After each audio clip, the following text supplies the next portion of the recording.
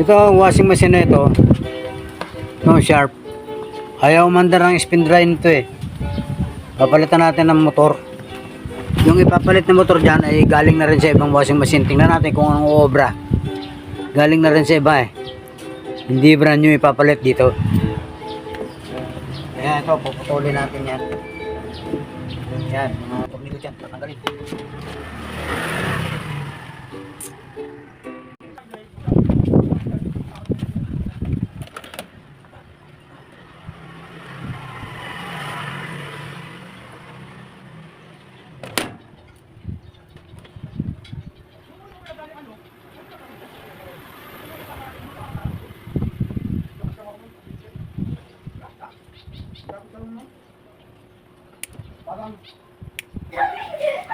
Tanggalin muna natin yung mga wiring para madali itong maputol sa mga kabitan.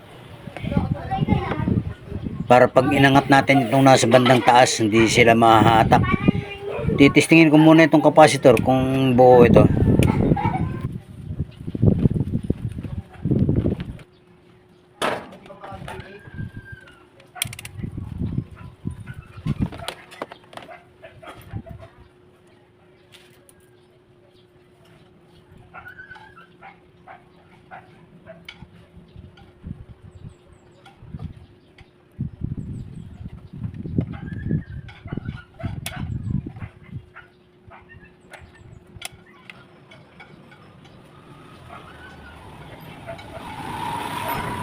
Good.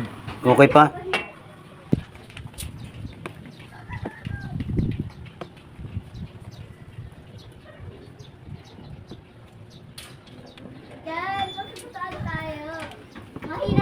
Tanggalin ko na ito mga tornilyo rito para maputol na siya.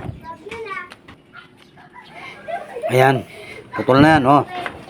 Kita na yung motor. Pwede na siyang matanggal talaga dyan. Napakaluwag na yan. Ganyan lang magtanggal ng mga motor ng washing machine.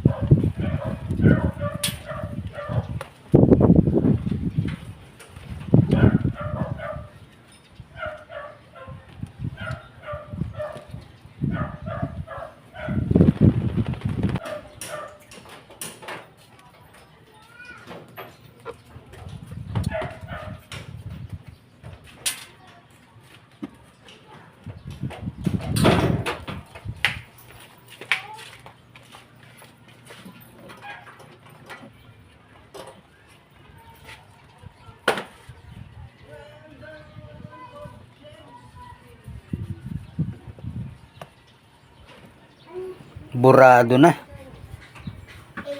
Kinain na ng kalawang. Eh hindi ko na mabasa eh. Kunin ko yung pamalit. Ito na yung ating tinanggal. Ito yung ating papalitan.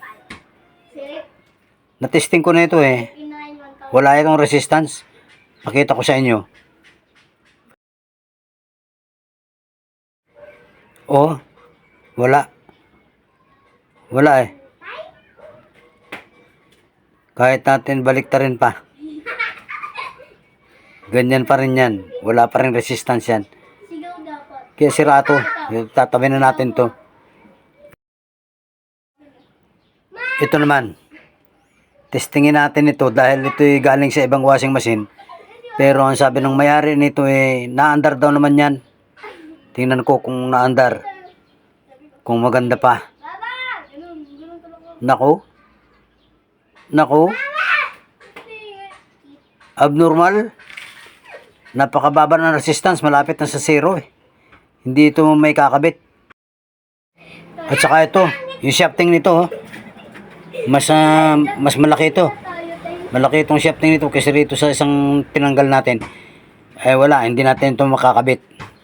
Kaya hintay tayo ng mga budget para bumili ng bago. Hanggang dito lang muna ang video at baka bukas or makalawa makabili.